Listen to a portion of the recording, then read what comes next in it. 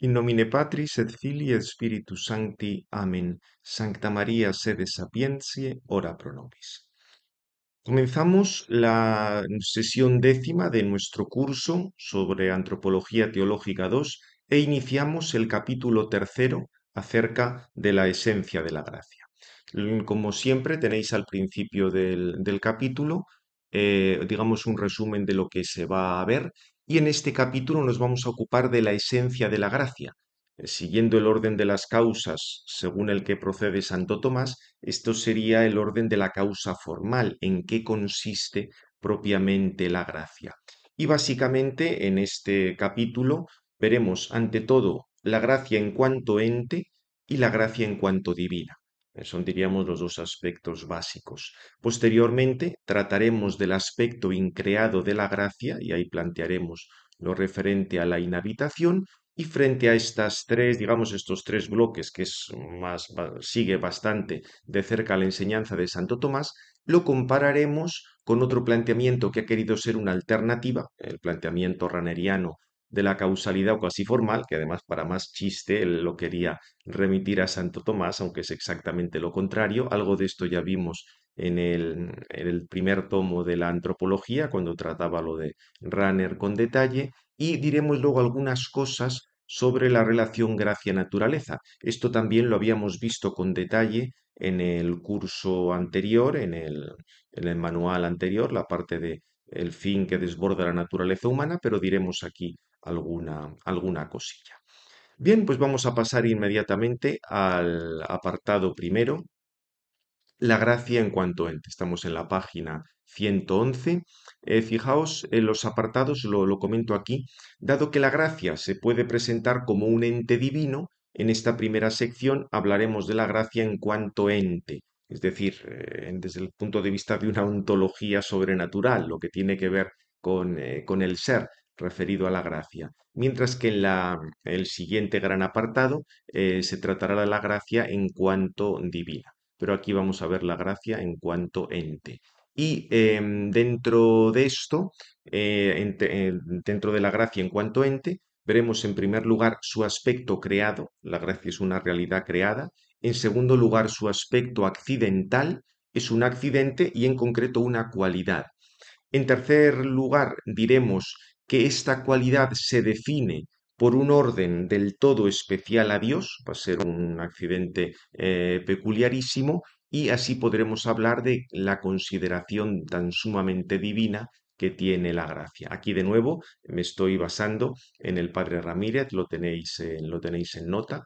Os lo indico aquí, es el segundo tomo, es una cosa amplísima lo que habla de todo esto y sigue además esta división que os presento aquí. Hablaremos luego, pero eso ya digamos como una cosa más de apéndice dentro de este bloque de la gracia en cuanto ente, la distinción entre la gracia y las virtudes. Aquí simplemente apuntaremos un poco las cosas porque de las virtudes de fe, esperanza y caridad hablaremos con detalle digamos, hay unos capítulos dedicados en la segunda parte de este manual, o sea que ahí simplemente apuntaremos las cosas más básicas.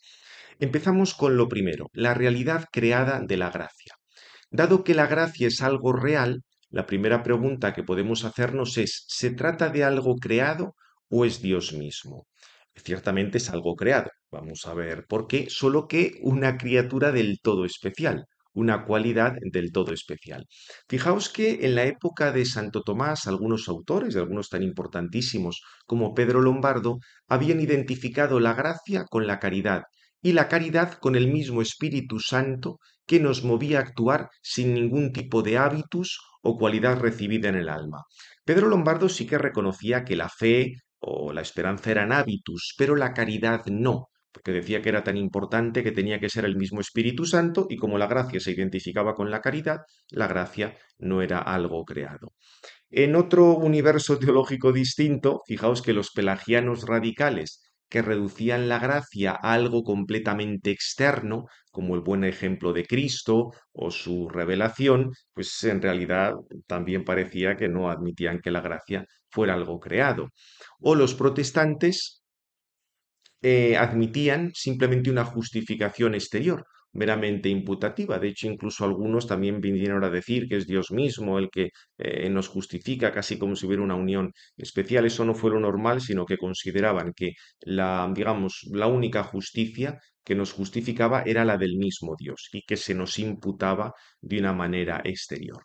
Lo que pasa es que, partiendo de los textos bíblicos, es interesante notar que la gracia se presenta como una vida, tanto en San Juan como en San Pablo, y claro, la vida es inmanente al que vive. Nosotros, cada uno vive por su propia vida.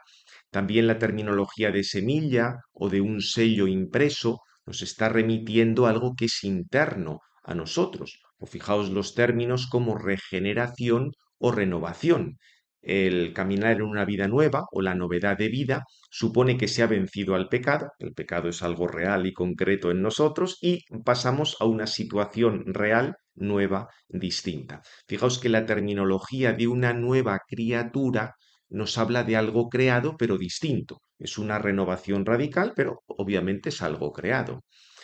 Más adelante, ya digo, entraremos en el tema del carácter propiamente divino de la gracia, pero fijaos que, diríamos, donde está la maravilla de todo el asunto es que, aun siendo algo creado, es radicalmente divino, y esto se va a poder explicar gracias a la noción de cualidad y de accidente. Lo veremos más adelante. Desde el punto de vista de las precisiones magisteriales, el Concilio de Trento insistió mucho en esa terminología de la renovación interior por la voluntaria recepción de la gracia y los dones. Y el punto clave era este. La única causa formal de nuestra justificación es la justicia de Dios, no con la que Él es justo, sino con la que nos hace a nosotros justos, recibiendo cada uno su justicia según la propia disposición y cooperación. Y el canon décimo de esa sesión sexta excluía que el hombre se justificara formalmente por la justicia de Cristo. Esto quiere decir que cada uno recibe esa justicia que procede de Dios. Tiene que ser, por tanto, algo creado. Es una participación, por supuesto, de lo de Cristo, pero en cada uno tiene la suya propia.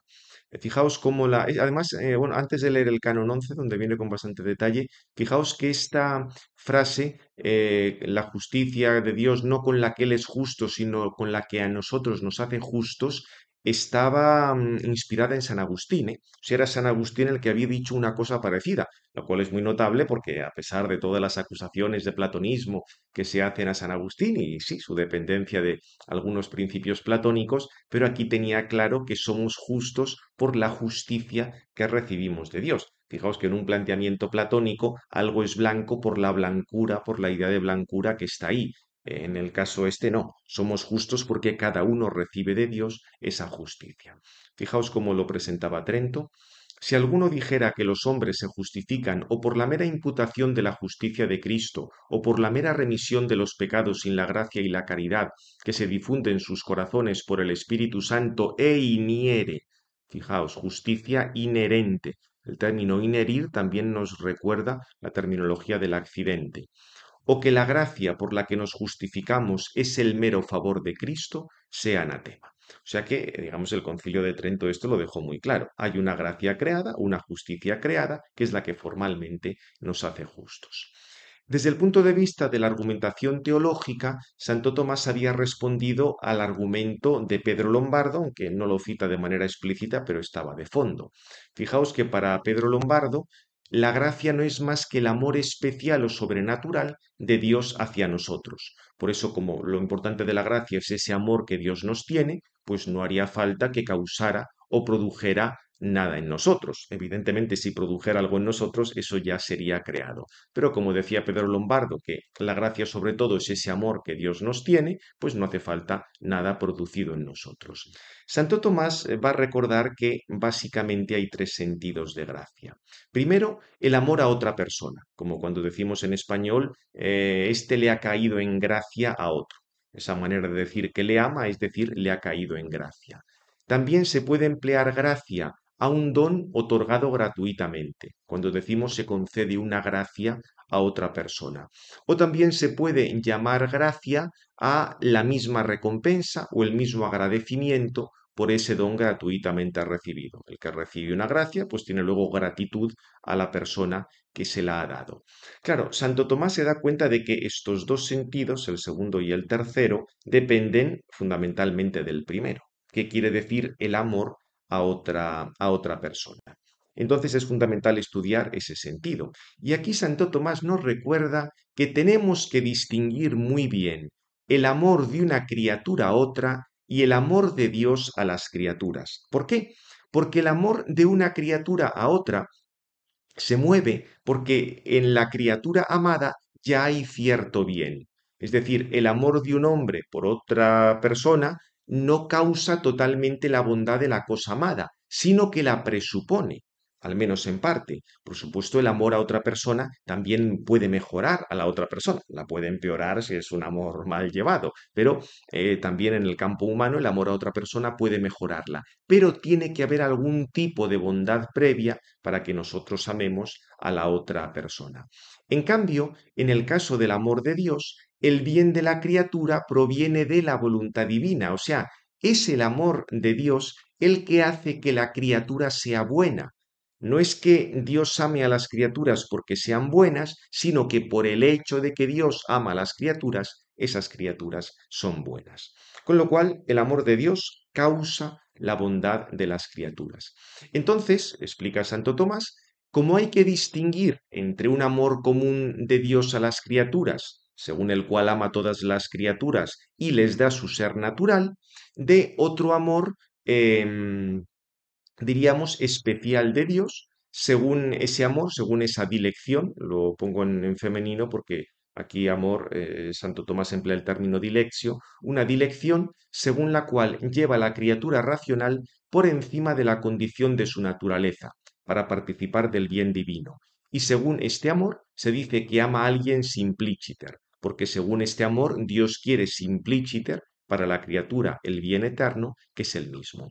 Con lo cual, tener la gracia de Dios, tener la dilección de Dios, quiere decir que en nosotros tenemos algo, tenemos un efecto que proviene de Dios. O sea, si el amor de Dios siempre causa algo, el amor natural de Dios causa que las cosas tengan su propio ser, el amor especial de Dios por las criaturas racionales que las quiere elevar a ese fin, va a causar en nosotros tener la gracia santificante.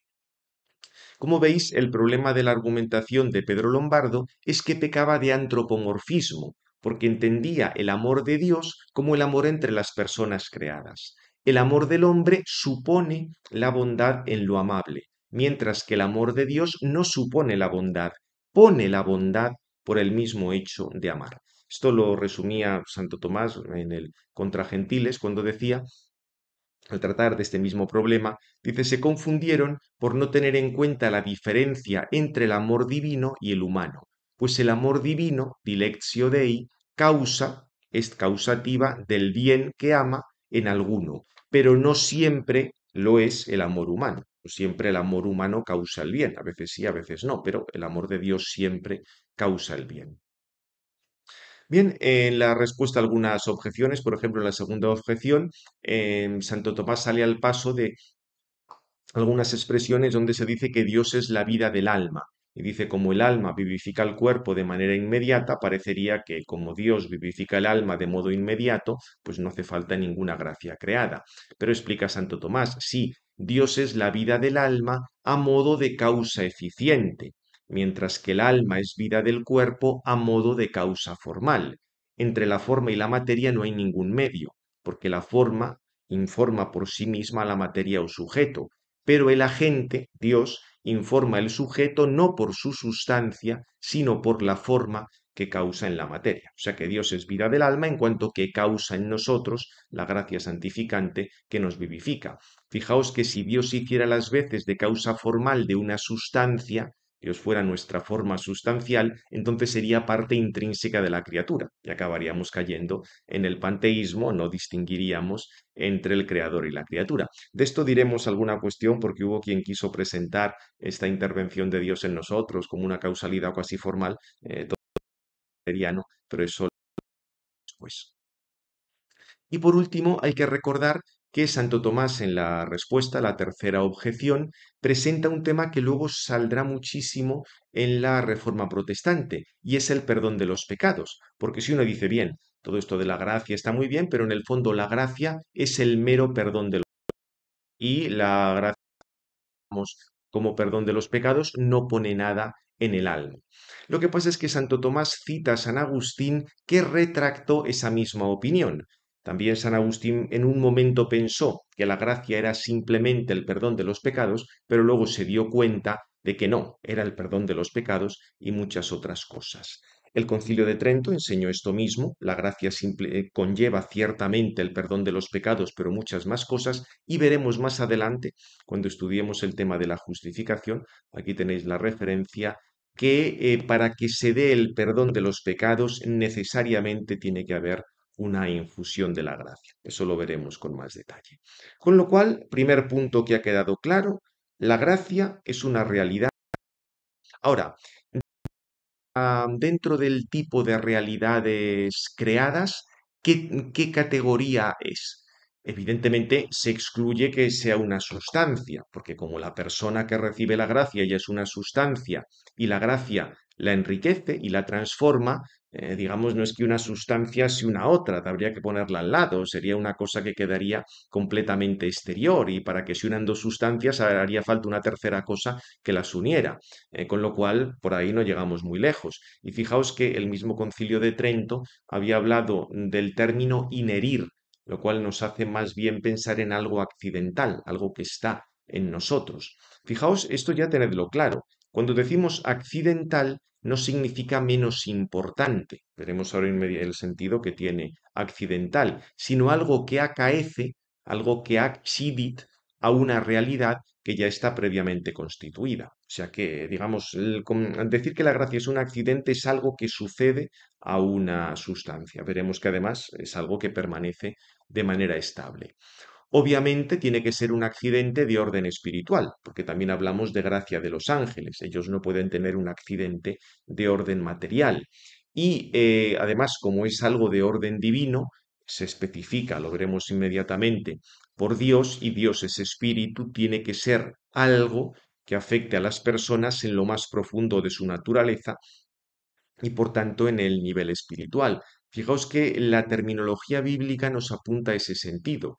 Cuando se habla de la gracia como prenda del espíritu en nuestros corazones, novedad de espíritu o circuncisión del corazón en el espíritu, o se dice que la ley de gracia está escrita no con tinta, sino con el espíritu de Dios vivo, o sea que por tanto nos habla de un accidente de orden espiritual. Lo que pasa es que si queremos profundizar un poco más en el tipo de accidente, que es la gracia, es algo completamente sobrenatural, pero si queremos decir algo más, habría que recurrir a la terminología de la cualidad.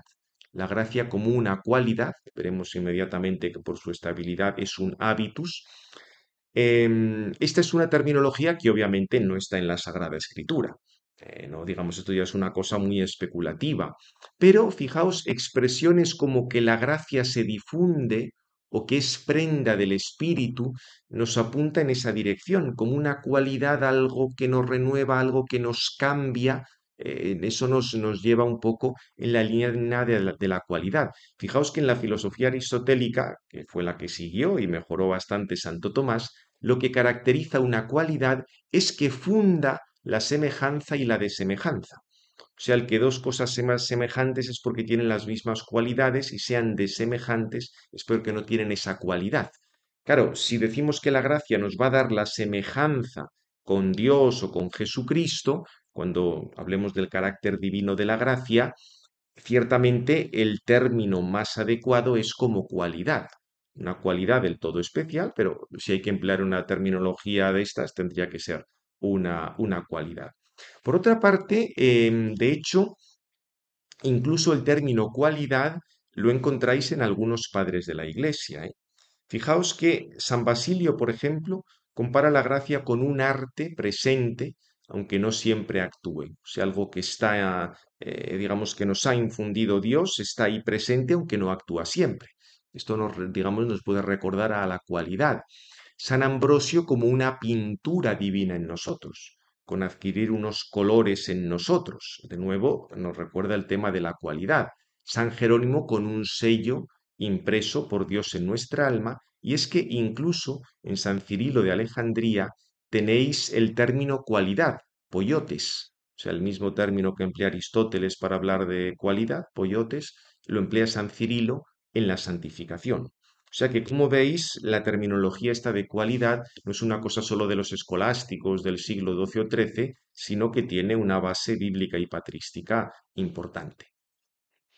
Esta terminología lo que pasa es que cuando más se desarrolla es en la Edad Media, en línea de considerar la gracia como un hábitus. Fijaos que el hábitus, ya lo hemos comentado, es una cualidad estable.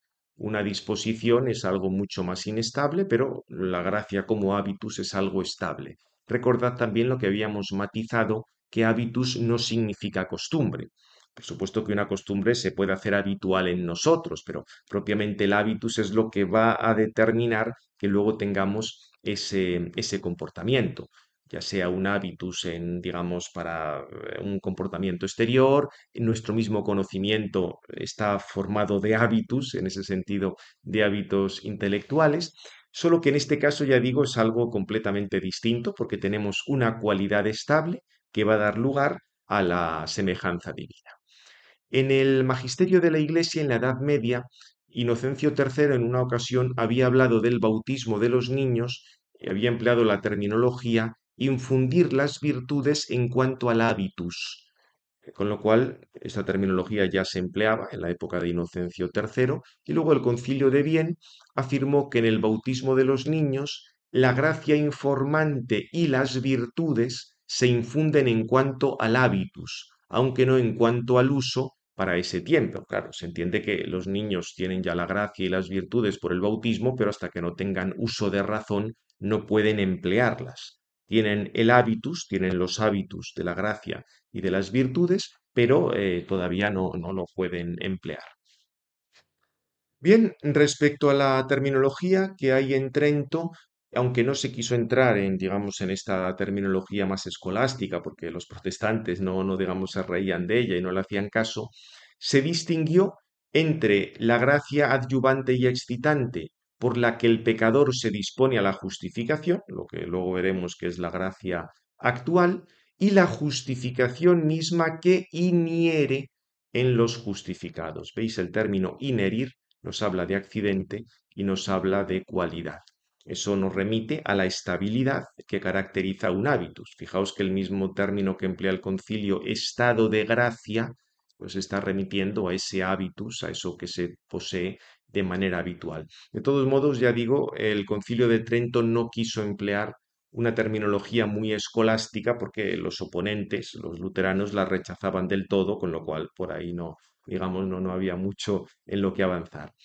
En la época de Trento, en un concilio particular, el de Maguncia del 1549, se habla de los dones permanentes por los que somos justificados. Fijaos de nuevo, esta idea de algo permanente, un don, nos está remitiendo también a la cuestión de ese hábitus, de esa cualidad. Y el catecismo romano es el que emplea la terminología cualidad, un poco interpretando el texto del concilio, digamos, o sea, explicando un poco el sentido que tenía el decreto de la justificación. Dice, es la gracia, como enseña que debe ser creído por todos el concilio tridentino bajo pena de anatema, no sólo aquello por lo que se da la remisión de los pecados, sino una cualidad divina inherente en el alma, y como cierto esplendor y luz que limpia las manchas de nuestra alma y las hace más hermosas y espléndidas. Fijaos cómo recuerda aquí el carácter divino, lo compara con un esplendor y con una luz, pero también habla de cualidad divina inherente en el alma, que ya digo que básicamente es lo que estamos viendo en todas estas fuentes teológicas. Diríamos, desde el punto de vista de la argumentación teológica básica, Santo Tomás, después de distinguir entre la gracia como movimiento o auxilio transitorio y la gracia como cualidad, fijaos lo que añade. Dice, no es conveniente que Dios provea menos a aquellos a los que ama para que tengan un bien sobrenatural que a las criaturas que ama para que consigan un bien natural. A las criaturas naturales las provee de tal modo que no solamente las mueve a actos naturales, sino que también les comunica ciertas formas y fuerzas, formas et virtutes, que son principios de los actos, para que según esas formas, se inclinen a ese tipo de movimientos. Y así los movimientos por los que son movidos por Dios resultan connaturales y fáciles a las criaturas. Según aquello de Sabiduría 8.1, dispone todo suavemente. Mucho más en aquellos a los que mueve para conseguir el bien sobrenatural eterno, infunde algunas formas o cualidades sobrenaturales, según las cuales sean movidos por él de manera suave y pronta para conseguir el bien eterno. Es decir, que sí en el campo natural hay unas formas que, por supuesto, requieren siempre la moción de Dios para actuar, mucho más en el campo sobrenatural, y esas formas son la gracia creada. También es interesante esto en digamos, la advertencia que hay en el Ad Secundum. Dice que el alma participa de manera imperfecta de la bondad divina. La misma participación de la bondad divina, que es la gracia, tiene ser más imperfecto en el alma que el ser por el que el alma subsiste en sí misma. Pero eso no quiere decir que sea menos importante. La gracia, sin embargo, es más noble que la naturaleza del alma en cuanto que es expresión o participación de la bondad divina, pero no en cuanto a modo de ser. Porque, claro, digamos, el alma es algo sustancial, forma parte de la sustancia humana, el hombre es alma y cuerpo, con lo cual el alma es algo sustancial. La gracia no es sustancial, es accidental. Por eso, digamos, si lo comparamos desde el punto de vista del ser que tiene en sí mismo, diríamos el alma está en el orden de las cosas sustanciales. No es que el alma sea sustancia, porque lo que es sustancia sería la persona, toda la persona humana. El alma separada es cuasi sustancia, pero es capaz de subsistir aún sin el cuerpo. Pero la gracia, aunque es accidente, es más noble que la naturaleza del alma porque es expresión o participación de la bondad divina. En este aspecto, digamos precisamente en este aspecto accidental, es lo que hace que la gracia actúe en el alma no a modo de causa eficiente, sino a modo de causa formal, igual que la blancura hace blanco o la justicia hace justo. Y al ser un accidente es más bien algo del ente que ente. Por eso podemos decir que comienza a ser o deja de ser en cuanto que el sujeto comienza o deja de estar en acto según ese accidente. La gracia está en nosotros en cuanto que estamos en gracia y deja de estar en nosotros cuando se pierde por el pecado. Eso lo veremos con más detalle más adelante. Y en tercer lugar, recordad simplemente, estamos diciendo que este accidente es radicalmente divino. Esto se entiende muy bien por el tema de la especificación por los objetos formales. Santo Tomás ha dicho que los actos, los hábitos y las potencias se especifican por los objetos formales. Algo de esto dijimos ya, tenéis aquí digamos, en el capítulo aquel primero introductorio y nos ayuda a entender mejor la noción de gracia creada. Porque sí, dentro de digamos, dentro de la vida sobrenatural de la persona está no solo la gracia, están las virtudes infusas y el ser algo radicalmente divino, que lo veremos con detalle en el siguiente apartado, viene precisamente porque están especificadas por el mismo Dios. Fijaos que como la gracia es un accidente se puede especificar por algo exterior, mientras que una sustancia se tiene que especificar por su propia forma sustancial. Un accidente se puede especificar por algo exterior y de ahí va a venir su carácter divino.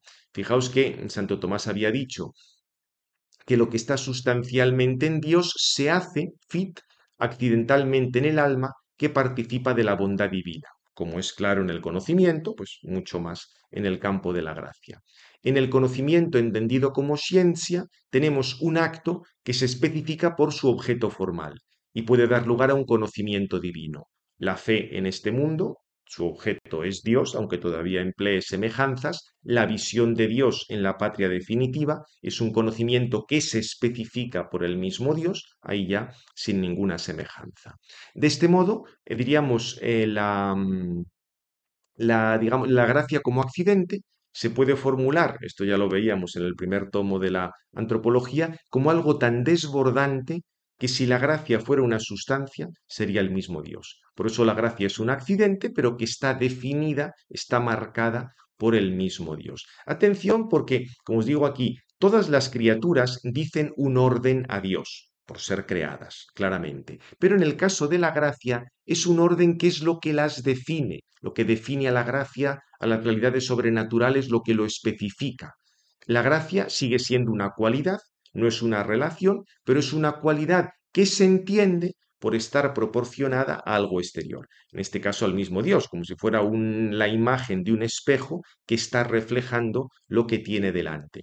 Cuando un espejo refleja un armario, en el espejo se encuentra la expresión del armario.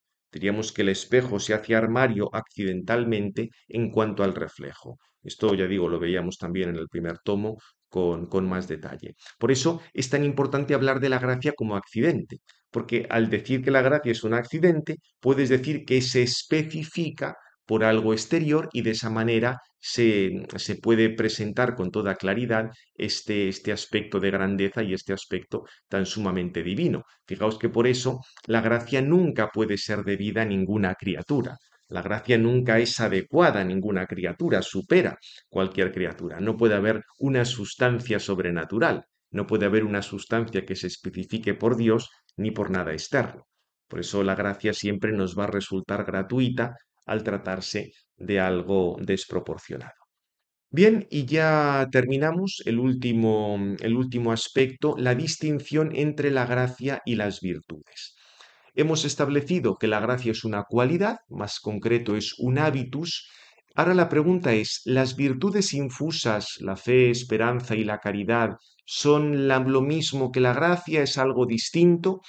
Evidentemente, la gracia y las virtudes adquiridas son cosas distintas, porque ya hemos visto que las virtudes adquiridas se adquieren por la fuerza de la naturaleza, mientras que la gracia tiene que venir por una infusión de Dios. La pregunta es, ¿la gracia se distingue o no de las virtudes teologales? Para Santo Tomás, la respuesta claramente es un sí, aunque este ya es un tema más especulativo que, digamos, algo que esté en las fuentes o algo que esté más en la escritura, es una cuestión más de tipo especulativo.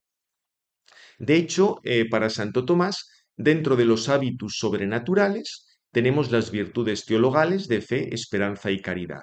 También teníamos unas virtudes morales infusas, los dones del Espíritu Santo, de esto incluso le dedicaremos un capítulo. Otros autores, en cambio, solo admitían las virtudes teologales y la gracia en ellas. Lo que pasa es que ya digo, ¿cómo poner orden un poco dentro de toda esta vida sobrenatural?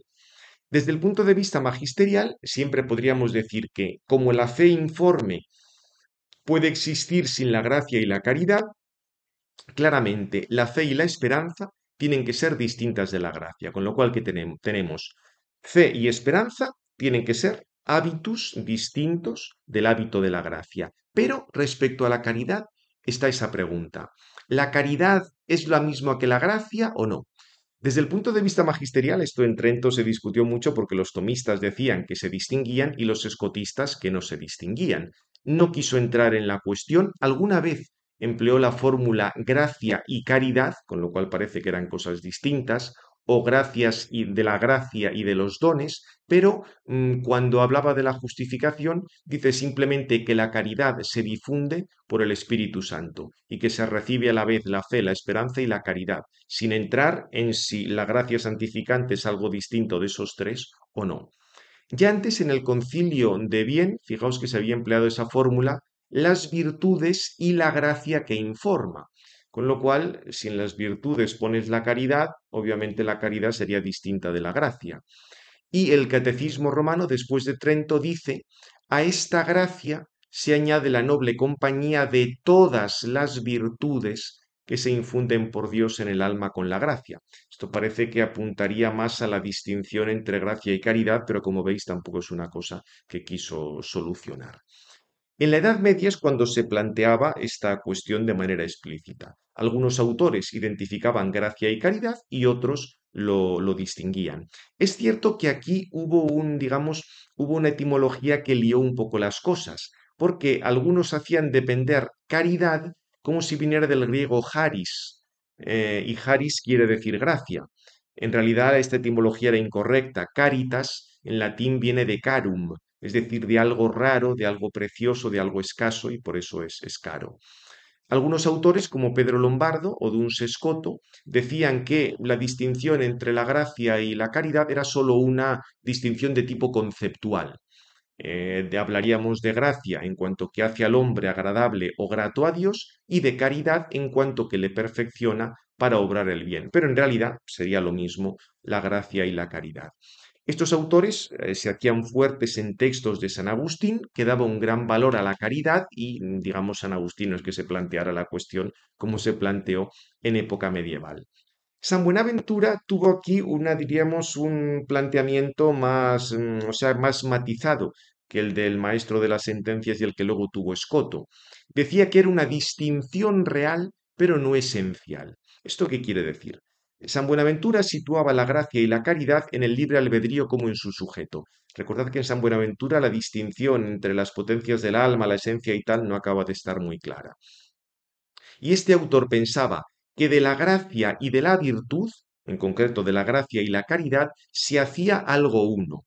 El ejemplo que ponía era el de la luz que manifiesta el color, y al mismo tiempo digamos, el color mismo. O sea, la luz que manifiesta el color y el color se hace algo uno. Como la luz se hace en cierto modo uno con el color que existe con ella, en el mismo sujeto, así la gracia se une a la virtud en el mismo sujeto, como informándola. Esto suponía, hablando con propiedad, que el sujeto de la gracia es la potencia del alma y no es su esencia. Aquí es donde iba a estar el lío. Porque Santo Tomás dirá que no, la gracia se va a distinguir de la caridad porque la gracia está en la esencia del alma y la caridad está en la potencia. Para San Buenaventura, tanto la gracia como la caridad están en el mismo sujeto, como el color y la luz están en el mismo sujeto. Por eso, Santo Tomás lo que va a decir claramente es que la gracia se distingue de las virtudes infusas, incluso de la caridad. Y el argumento que da es que la virtud siempre se da en orden a alguna naturaleza preexistente. Como las virtudes infusas dicen un orden a Dios y a lo divino, también se da una renovación de la naturaleza que no es la misma virtud, sino algo previo. Entonces, ya digo, las virtudes van a estar en las potencias y la gracia en la esencia del alma. Fijaos, como dice el filósofo en el séptimo de la Fi de los físicos, la virtud es cierta disposición de lo perfecto. Digo perfecto a lo que está dispuesto según la naturaleza. Por ello es claro que la virtud de cada cosa se dice en orden a alguna naturaleza preexistente, esto es, cuando cada uno está dispuesto según lo que corresponde a su naturaleza. Es manifiesto que las virtudes adquiridas mediante actos humanos, de las que antes habló, son disposiciones mediante las que el hombre se dispone convenientemente en orden a la naturaleza según la cual es hombre. Las virtudes infusas, en cambio, disponen al hombre de una manera más elevada y para un fin más elevado, por lo cual es preciso que sean en orden a una naturaleza más alta. Esto se da en orden a la naturaleza divina participada, según se dice en 2 Pedro, tal, la participación de la naturaleza divina. Según la recepción de esta naturaleza, decimos que somos regenerados como hijos de Dios. Y ahora viene ya la distinción importante. Así como la luz de la razón es algo además de las virtudes adquiridas, que se dicen en orden a la misma luz natural, así la misma luz de la gracia, que es participación de la naturaleza divina, es algo además de las virtudes infusas que derivan de esa luz y se ordenan a ella. Por lo cual dice el apóstol, erais tinieblas, pero ahora sois luz por el Señor, vivid como hijos de la luz. Como las virtudes adquiridas perfeccionan al hombre para caminar de manera congruente a la luz natural de la razón, así las virtudes infusas perfeccionan al hombre para caminar de manera congruente a la luz de la gracia. O sea que, como veis, aun empleando la misma terminología de San Buenaventura de la luz, tenemos luz natural, virtudes adquiridas. Luz de la gracia o gracia santificante, virtudes infusas. Esta es un poco la argumentación que se nos plantea. Y como se ve el planteamiento de Santo Tomás, también encontramos una relación profunda entre gracia y virtudes. En ambos casos son hábitos sobrenaturales, pero hay distinción entre ellos.